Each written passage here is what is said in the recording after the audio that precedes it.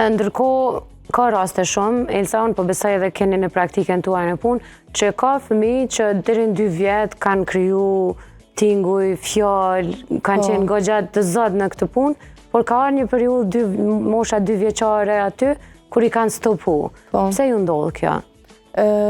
Ndodh për shembull shumë fëmijë që deri me një moshë caktuar flasin, po pastaj kjo ju ndalet. Kjo zakonisht mundet me qenë një regresion i gjuhës, edhe mundet me ndodhë për arsye të ndryshme.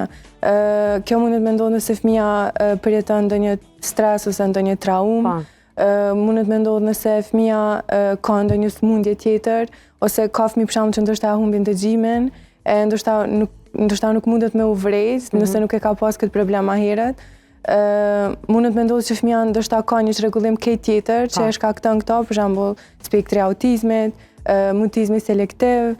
Ndoshta fëmija e ka komunikimin, po ndoshta e ka problemin para të tjerëve.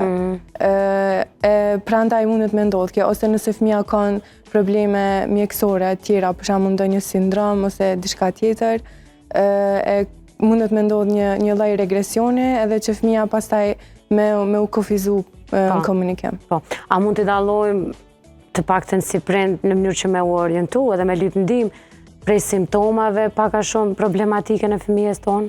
Çfarë simptoma je për shembull në moshën kur fiton këtë regresionin që po e quajnë?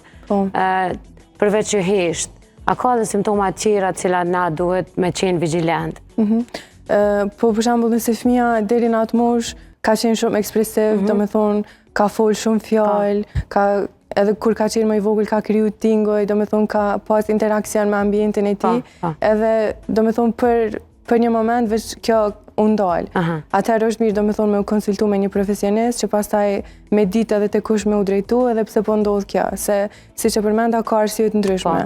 Mundet mos me qenë vetëm psikologjike, mundet me qenë arsye mjekësore, shëndetësore. Prandaj është mirë me u konsultu ose me një pediatër, ose me një psikolog, ose me një logoped, ose me të tjerë që me eksploru rastin më shumë.